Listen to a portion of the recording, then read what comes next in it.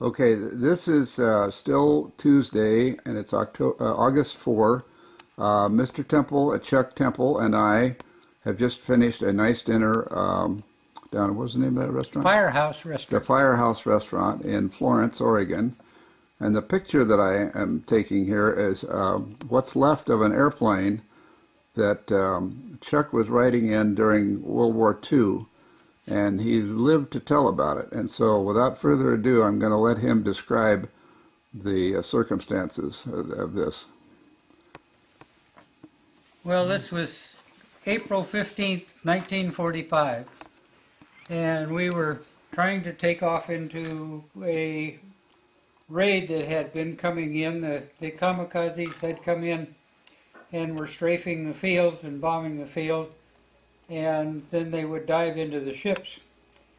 So the ships were very touchy, and they would fire anytime they heard an aircraft engine coming from that direction. So when we started up our engines and started to take off, why we could plan on having tracers going over our heads by a large volume. We were taking off to the south, and that was towards the ships. The first four planes that took off, the ships shot down. And so Bob and I decided we'd take off to the north and get underneath that firepower. We got down to the end of the field, and I told, by the time we got down to the end of the field, my navigation instruments were out, had been knocked out, and I told Bob to go ahead and I'd fly wing on him. Bob went down the left side of the runway, and I started down the right side. I caught a bomb crater and went off the runway and threw a TBM that had been shot up that afternoon. And I had 2,400 rounds and 2 belly tanks on board. At the time I hit the TBM, I must have been doing about 90 miles an hour because I was just getting very light on my wheels and knew I was just about to get into the air. When I hit the TBM, I went right through the center of the fuselage and wing rut. My belly tanks opened up, and of course that was 200 gallons of high octane gasoline. It exploded, and I went through the TBM, and they tell me that I went 200 yards past that. I ended up, fortunately, sitting right side up. I had watched the wings leave and the engine leave, and I ended up sitting right side up, but everything was on fire. I at first thought my ankles were broken, and which is usual when you hit that hard when you're heavy on the rudders, pedals. And I thought that, I remembered a conversation that we had aboard ship that the doc said, I had said I was only afraid of fire. And he said, don't be afraid of fire, one deep breath and it's like taking an anesthetic. And I figured that my legs were broke, so I would take a deep breath. Well, fortunately, my oxygen lines were intact, and I got oxygen, and it cleared me up, and I realized I wasn't damaged, so I got up and walked out. In the process, I had a leather coat and 2 wool shirts on, and that leather coat had shrunk up skin tight, and in the process it burned my arms and back to a great extent. I was burned pretty much from my waist up. Fortunately, I'd had my mask on and helmet, and so I wasn't burned too much on my face and head, although I made the mistake of pulling my helmet off as I was walking out through the fire. So I actually got more burn on my face and head than I would have otherwise if I'd left it alone.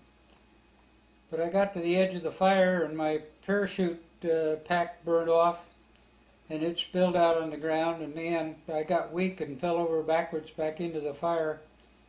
About that time, two guys got to me and pulled me out of the fire, and then they wanted my .38 knife. They took that and left, and it seems like seconds later the doc got to me and laid down beside me even while all the ammo and everything was going off.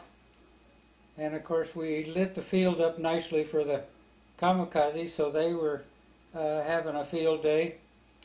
And at that point I passed out, and the next thing I knew I was in the meat wagon headed someplace. And I went out again and came to in a dugout. And then I was in a tent for a while, and then I was in an old schoolhouse. And I spent 8 days getting strength enough so that I could get back to Guam, and then they shipped me out of there. That's quite a story. That's a great story. Can you tell a story again about your flight into, where was it, where you collided with somebody that was... Oh, in training I had a mid-air collision. We were out shooting field carrier landings, and we got done with that, and we had pulled up, and I was at about 3,000 feet, and my friend pulled up alongside the left side of me and decided to slow roll me. And so he came up and started to invert and slide over top of me. The only thing he didn't realize, he was going against his torque, and he was going too slow. And once he got over top of me, why, he stalled and fell on me. And his wing came in and caught me in the side of the cockpit, crushed in the side of the cockpit, tore the ammunition door off an SBD, and the antenna mast, and knocked the engine out of line. And we both flew him back. It took his wingtip and aileron off. But his was pretty flyable, especially controlling it with a rudder. Mine was flyable except for the fact that it was shaking so bad that you couldn't read any of the instruments. But we got them back on the ground, taxied up to the line, and I was nice and calm right up to the point where I got down off the wing, and then I couldn't get my heels down on the deck. I was shaking so bad. Oh, man. Well, anyway, Chuck, I really appreciate you spending some time with me. It's great to see you again after all these years. You look terrific, and I certainly want to wish you continued good health and success. And thank you again for the tour of your shop and your home and everything else. Oh, it's been a pleasure, and I can't tell you how much I appreciate you coming over to see me. Well, it was a lot of fun. I wouldn't have missed it for the world. Okay, I'm going to shut the camera down here for now then.